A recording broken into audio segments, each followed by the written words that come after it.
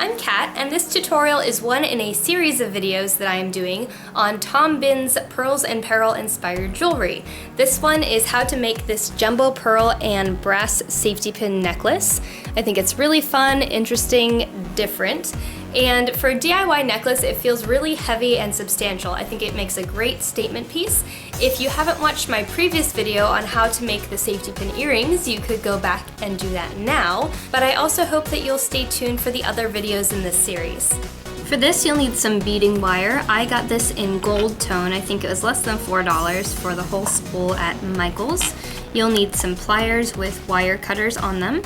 You'll need some end crimps like these, and this is the kind that has the little tiny hole, and that is to attach your wire to. It also has the loop that you close up at the end.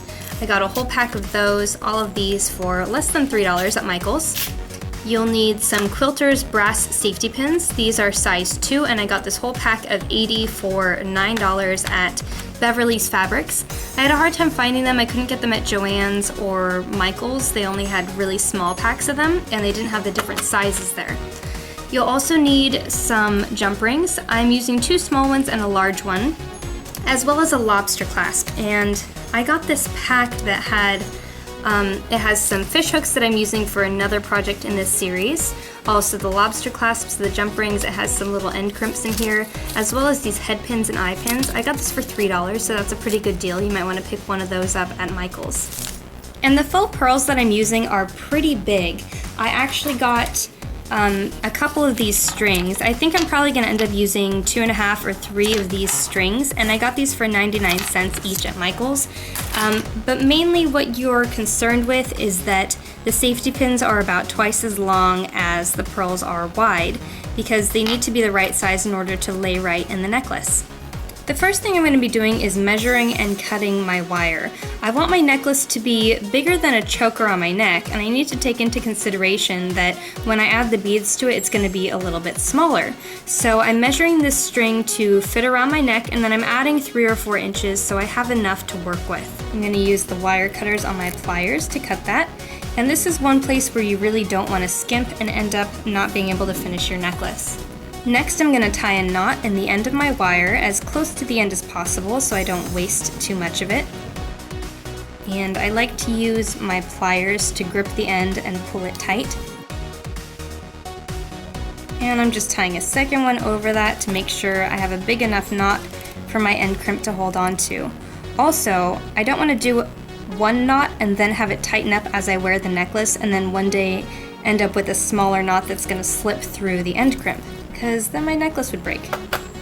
So I've got that on there, and I'm going to feed the other end of the wire through my end crimp. There's a little hole in there, and I want the knot to sit on the inside of the end crimp. And next I'm going to trim the excess wire because I don't want that to stick out and be scratching my neck. And then I'll pinch the end crimp closed over the knot and close up that little loop that's on the end there. And next I'm going to add on all of my faux pearls. Now you can skip this step, but I happen to have some of these smaller pearls, so I'm just going to put one at the beginning of my necklace and one at the end, and then I'll put my bigger pearls in between.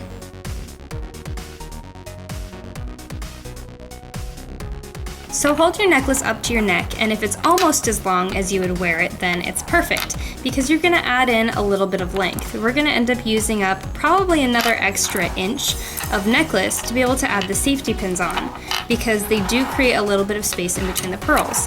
Now I don't want to finish off my necklace and then not be able to fit all the safety pins in, so I'm just going to put a temporary knot over here, and I don't want it too tight because I don't want to create too much of a kink in the wire over here, but I'll put that right there, and then I'm going to start adding in the safety pins.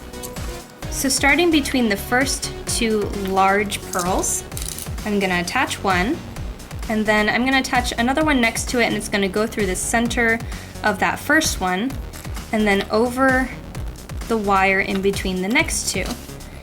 Then I'm going to add another one, kind of going the other direction so I don't end up with all of the clasp ends of the safety pins on the same side of the necklace.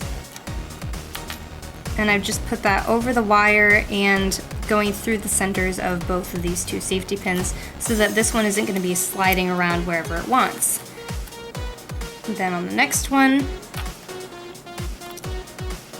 I'm going to put it over the wire and through both of those two previous ones I put in there. And you can see our pattern starting to take shape, that we're zigzagging through the pearls. You might get to a point where your necklace isn't laying flat and it's being unruly, and that's when you can kind of skip doing one of the zigzags. So instead of connecting this one here and then having that one there, you'll just have this one be loose and kind of start a new zigzag. But until that happens, just keep going on your merry way. And for most of these pins, you're going to want to put more than one through each section. Just make sure that both ends are always attached to something that's going to kind of hold them in place.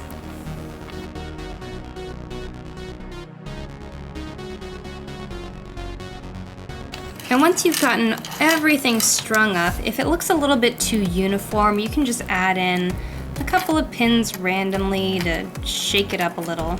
Now at this point, you'll need to undo your temporary knot, string your clasp on, and keep in mind that whichever direction the string is pointing, you're gonna put that kind of in the center of that little cup there.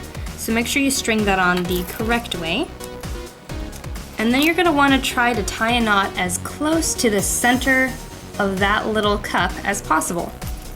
And make sure everything is tight in your necklace, so before you tie that knot, pick it up and make sure everything lays correctly. Kind of scoot it around until you're happy with where it is. And then tie your knot. And as you're tying it, you can use your pliers, just the very tip of them, to scoot that completely in as far as possible. It may take a little finagling. So tighten up that first knot, then tie a second one on top of it. Scoot that one in until you can get it on top of your previous knot. And once you're happy and you're sure that the knot is big enough to never ever ever come out, then you'll want to trim your wire as close as possible without interfering with the integrity of your knot. Close it up with the pliers, and then close up that little hook on the end and pinch it. And you'll want to make sure that the crimps that you get are sturdy, because this is a pretty heavy necklace. So don't be using any cheap, disgusting crimps. Now I guess in theory you could get by with just putting that big jump ring in that little hoop and then using a little loop on your end crimp and attaching your clasp like that, but I don't like to do things that way. So I am taking my small jump rings and attaching first that large jump ring, just like that. And that gives me something to hook into. You could also use a small length of chain if you wanted to make this more adjustable. And then my other small jump ring is going to go through this side and then go through the lobster clasp. And at this point, if you wanted to adjust and finagle, go ahead, adjust and finagle to your heart's content. But otherwise, that is your finished necklace.